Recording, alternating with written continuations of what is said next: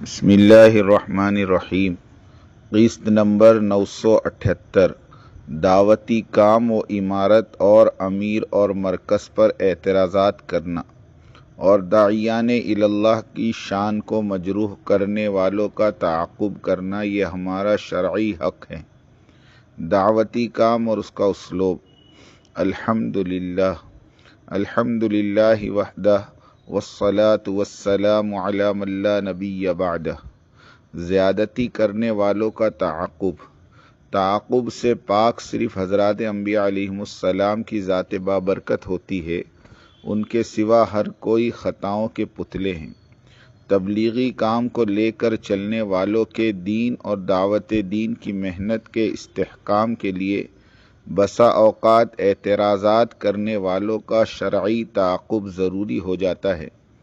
اس لیے اللہ عز و جل نے دعوت و تبلیغ کی راہ میں پیش آنے والے بحث و مباحثے اور جدل کی کیفیت کو بیان کرتے ہوئے زیادتی کرنے والوں کا تعاقب اور اس کے اصول بھی بیان فرمائے ہیں۔ ملاحظہ ہو: وَإِنْ عَاقَبْتُمْ فَعَاقِبُوا بِمِثْلِ مَا عُوقِبْتُمْ بِهِ وَلَئِنْ صَبَرْتُمْ لَهُوَ خَيْرٌ لِّلصَّابِرِينَ۔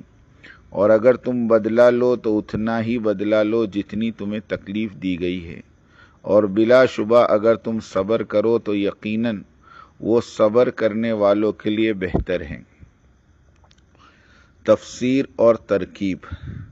وَإِنْ عَاقَبْتُمْ فَعَاقِبُوا بِمِثْلِ مَا عُوقِبْتُمْ بِهِ، اس میں ابتدائی واو عطف ہے اور اس کا تعلق پچھلی آیت سے ہے، یعنی ادعو الی سبیل ربک بالحکمہ والموعظۃ الحسنہ وجادلہم باللتی ہی احسن۔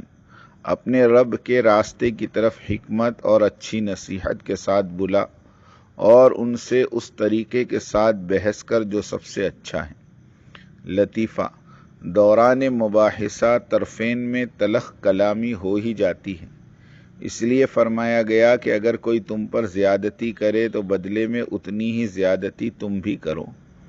اس آیت میں دو مسئلے بیان ہوئے، ایک تو یہ کہ بدلہ اسی نوعیت کا ہو جس نوعیت کی تم پر زیادتی کی گئی ہو، یعنی بحث و جدل مذہبی ہے تو بدلہ بھی اسی طرح کا ہوگا۔ سیاسی قانون مار دھاڑ والا بدلہ جائز نہیں ہوگا، البتہ وہ گنڈا گردی کہلائے گی۔ اللہ تعالیٰ کے فرمان کے مطابق زیادتی کرنے والے کا تعاقب کرنا جائز ہی نہیں، بلکہ یہ ہمارا وہ حق ہے جو ہمیں ہمارے رب نے دیا ہے۔ فَمَنِ اعْتَدَىٰ فَاعْتَدُوا عَلَيْهِ بِمِثْلِ مَا اعْتَدَىٰ عَلَيْكُمْ۔ بس جو تم پر زیادتی کرے سو تم اس پر زیادتی کرو، اس کی مثل جو اس نے تم پر زیادتی کی ہو۔ دوسرا مسئلہ یہ ثابت ہوا کہ اگر کوئی شخص کسی کے مال میں خیانت کرے یا اس کا مال یا کوئی چیز لے کر واپس نہ دے، پھر مظلوم کو ظالم کا مال یا کوئی سامان ہاتھ لگ جائے تو امانت میں دیے گئے مال کی قیمت کے برابر ظالم کے مال میں سے رکھ لے اور بقیہ مال لوٹا دے۔ امام بخاری نے کتاب المظالم میں باب قصاص المظلوم اذا وجد مال ظالمہ، مظلوم کا قصاص لینا جب اسے ظلم کرنے والے کا مال مل جائے۔ فقہا نے اس آیت مبارکہ سے ابن سیرین رحمہ اللہ کا یہ استدلال نقل فرمایا اور مزید احادیث سے اسے مدلل اور مستحکم کیا۔ بعض لوگ ایک روایت کی بنا پر اس بات سے منع فرماتے ہیں کہ آپ صلی اللہ علیہ وسلم نے فرمایا، جو شخص تمہارے پاس امانت رکھے اس کی امانت ادا کرو، اور جو تمہاری خیانت کرے اس کی خیانت مت کرو۔ اگرچہ اس حدیث پر کلام ہے، مگر صحیح ماننے کی صورت میں بھی اپنا مال واپس لینے کو خیانت نہیں کیا جا سکتا۔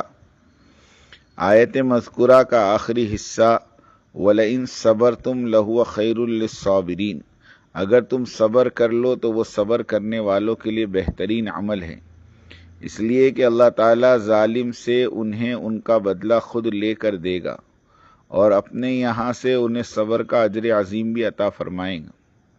اللہ تعالیٰ فرماتے ہیں وَالَّذِينَ إِذَا أَصَابَهُمُ الْبَغْيُ هُمْ يَنْتَصِرُونَ، اور وہ لوگ کہ جنہیں دوسروں سے تکلیف پہنچتی ہیں تو وہ جائز طریقے سے اپنا بدلہ لے لیتے ہیں۔ صحیح بخاری میں حضرت ابراہیم نخعی رحمۃ اللہ علیہ کا قول نقل فرمایا گیا کہ صحابہ کرام ذلت قبول کرنے کو ناپسند کرتے تھے، مگر جب قدرت پا لیتے تو معاف کر دیتے تھے۔ شاہ عبد القادر رحمہ اللہ ادعو الی سبیلی سے لے کر یہاں تک کا خلاصہ بیان فرمایا سمجھاؤ بھلی طرح سے، اس میں رخصت دی کہ بدی کے بدلے بدی بری نہیں مگر صبر زیادہ بہتر ہے۔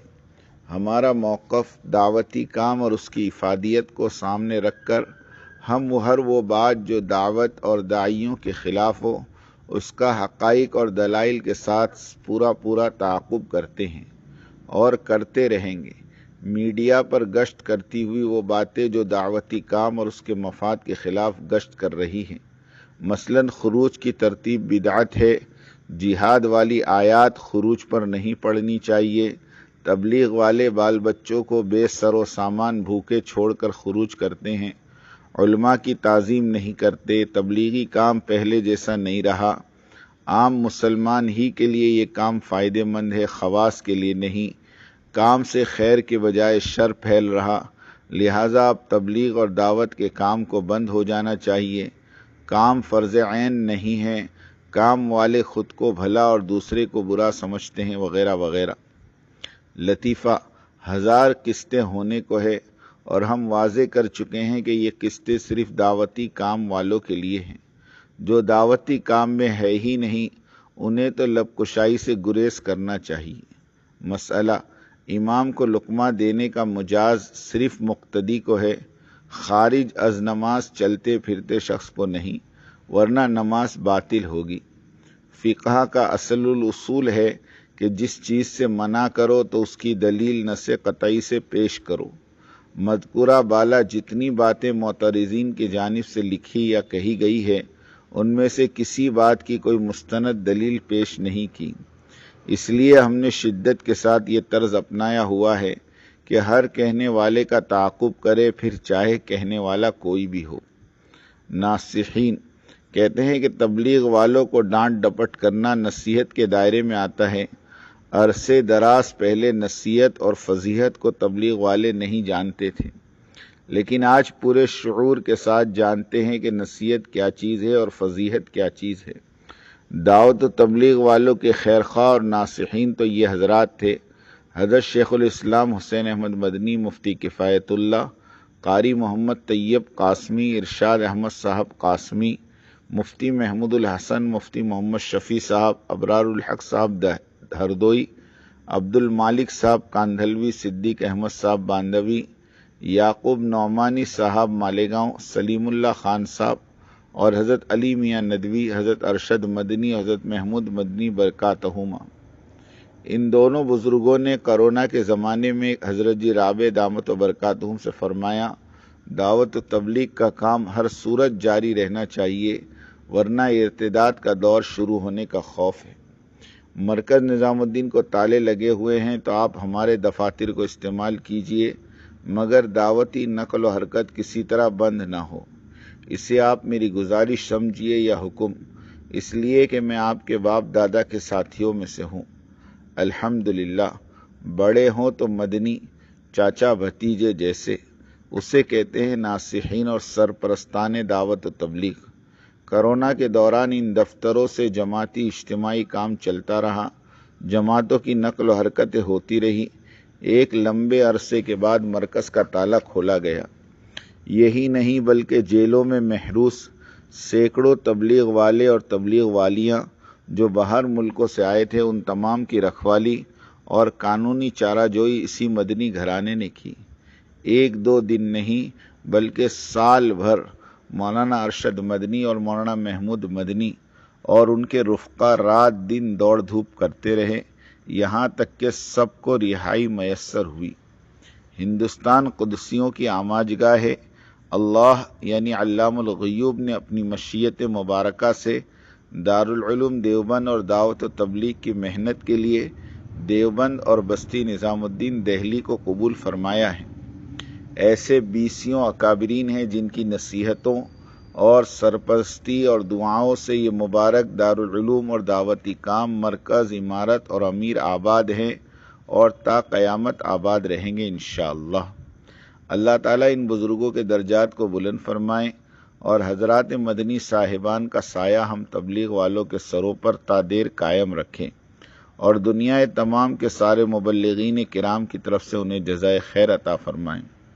جب ہمارے بڑے نصیحت کرتے تھے تو ان بزرگوں کی زبان سے الفاظ کی شکل میں پھول برستے تھے، سرپرستانہ شفقت اور محبت اور اپنائیت ٹپکتی تھی، لیکن آج کے ناصحین کا یہ شغل بنا ہوا ہے کہ سر عام تبلیغ والوں کی اہانت کرو، ذلیل و رسوا کرو اور اس قدر عالمگیری سطح پر تبلیغ والوں کو بدنام کرو کہ دنیا ان سے بیزار ہو جائے۔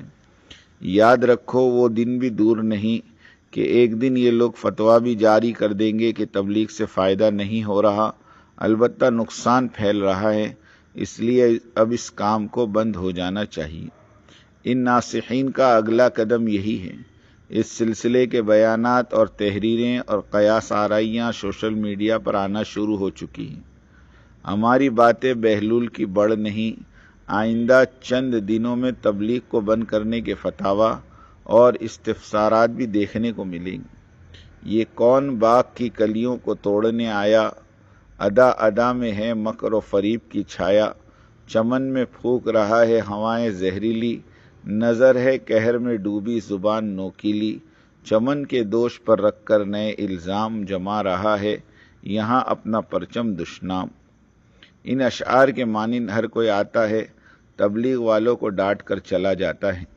حالانکہ امت مسلمہ صرف تبلیغ والوں ہی کا نام نہیں، امت مسلمہ میں اور بھی طبقے ہیں، شرک کرنے والے، بدعت والے، رشوت والے، سود والے، کرپٹ لوگ، خونخوار لوگ، بے نمازی لوگ، میرا جسم میری مرضی والے لوگ، دین اور اسلام کو گالیاں دینے والے لوگ۔